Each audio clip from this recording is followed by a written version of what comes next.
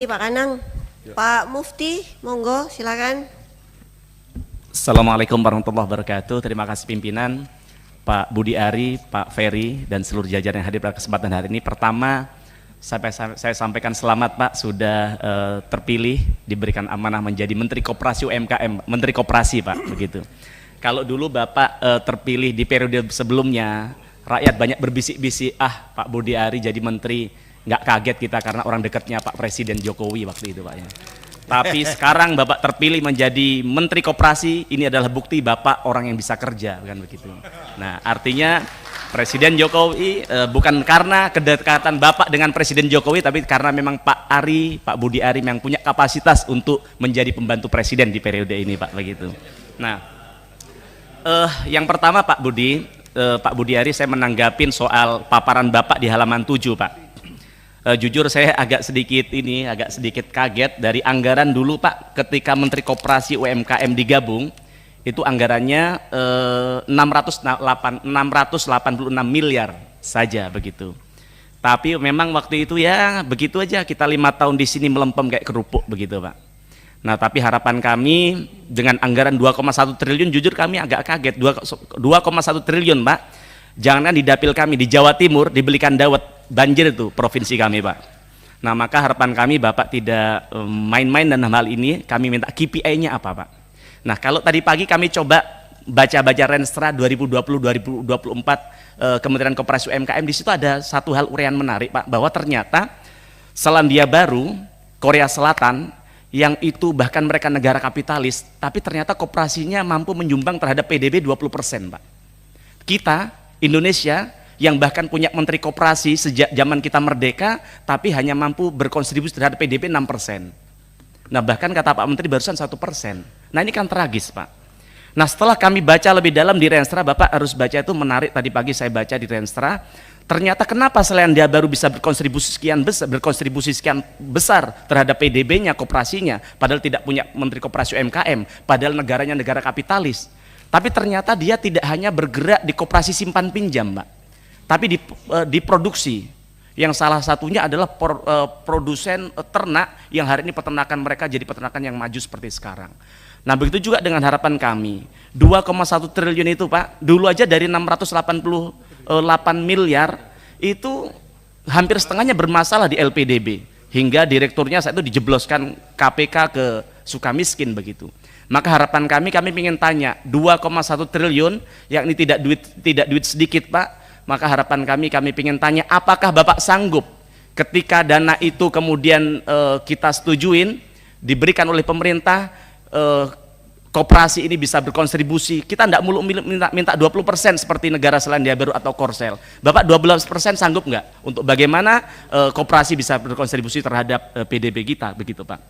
Kemudian yang kedua Pak Menteri, hari ini mungkin panjenengan sudah tahu bahwa di Boyolali ada 1.300 peternak sapi susu perah yang itu terancam gulung tikar karena UD Pramono sedang dalam kondisi tidak baik, bahkan rekening yang diblokir oleh pajak begitu Pak.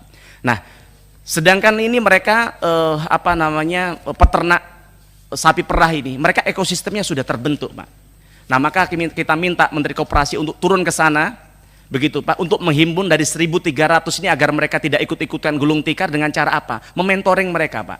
Kalau Kementerian Pertanian aja punya penyuluh pertanian, maka harapan kami ke depan Kementerian Koperasi juga punya penyuluh koperasi, agar 1.300 orang ini yang sudah ekosistemnya terbentuk, di situ ada peternaknya, ada off-takernya, ada industri juga yang bergerak di bidang pengolahan susu tadi bisa tetap berjalan Pak Menteri. Nah, maka di RDP berikutnya kami ingin mendapatkan informasi dari Bapak, apa langkah yang dilakukan Kementerian Koperasi untuk menyelamatkan teman-teman di Boyolali ini Pak.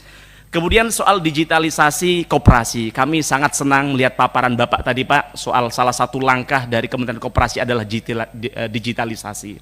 Betul Pak, bahwa hari ini rakyat kita, Gen Z, generasi milenial, Gen Alpha, mereka lebih senang minjem duit dipinjol Pak. Padahal kita tahu bahwa ternyata di Renstra yang saya baca, 50% koperasi kita itu bergerak di dunia pinjam meminjam.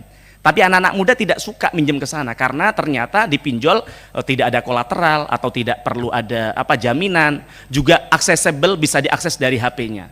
Maka ke depan kami berharap Kementerian Koperasi untuk menginisiasi bagaimana koperasi-koperasi kita ini bisa bergerak di sektor digital juga, Pak. Tapi jangan lupa, cybernya harus tetap dijaga agar bagaimana ke depan uang yang mereka taruh di koperasi bisa tetap dapat dipertanggungjawabkan.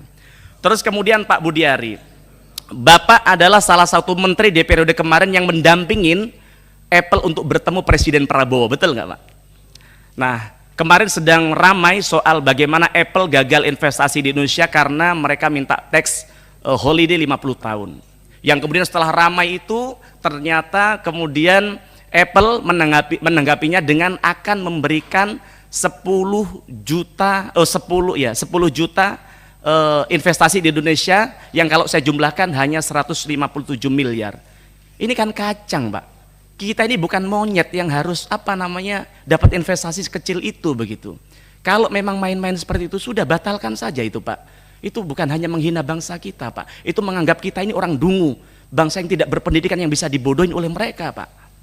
Nah, maka harapan kami Pak Menteri, koperasi di sini kita minta bukan hanya bergerak di sektor pertanian, peternakan, dan simpan meminjam, tapi bagaimana kita bisa berdikari di soal teknologi, Pak.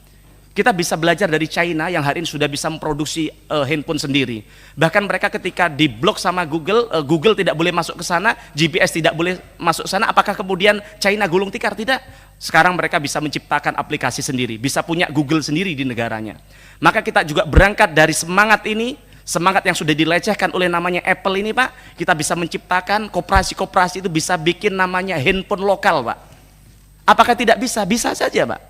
Kalau negara kita punya ambil peran memblok bagaimana handphone dari luar negeri tidak boleh lagi masuk ke Indonesia. Karena Presiden Prabowo kita lihat punya semangat untuk bagaimana melokalisasi. Wong kendaraan saja bisa, maung saja bisa, masa handphone aja kita tidak bisa, kan begitu, Pak. Nah, harapan kami itu bisa dilakukan.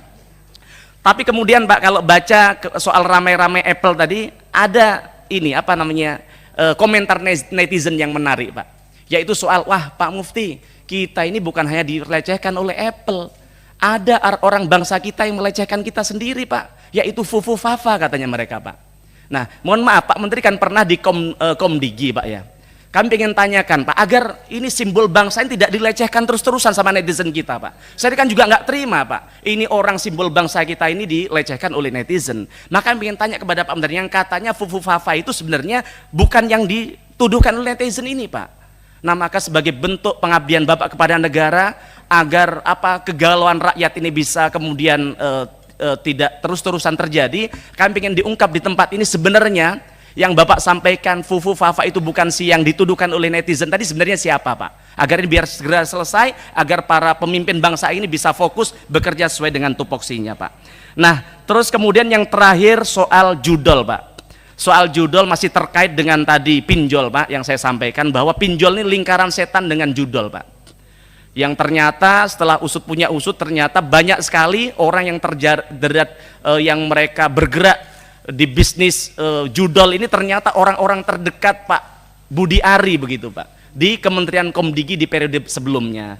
Nah, maka ini mohon diklarifikasi di tempat ini, Pak, karena sampean tahu bahwa judol ini dampaknya luar biasa, Pak. Bukan hanya merusak hubungan berbangsa, tapi bagaimana rakyat kita ini sekarang sudah kehilangan jiwa kemanusiaannya, Pak, orang yang terjerat judol ini, Pak. Yang mereka bahkan membunuh istrinya, kemudian menjual anaknya, bunuh diri dan sebagainya. Nah, maka harapan kami hal ini bisa diselesaikan untuk bagaimana mengklarifikasi itu, yang kemudian kita bisa fokus untuk bagaimana Kementerian Koperasi ke depan bisa lebih baik. Matur nuwun. Assalamualaikum warahmatullahi wabarakatuh. Terima kasih Pak Mufti. Silahkan Pak Abdul Hakim.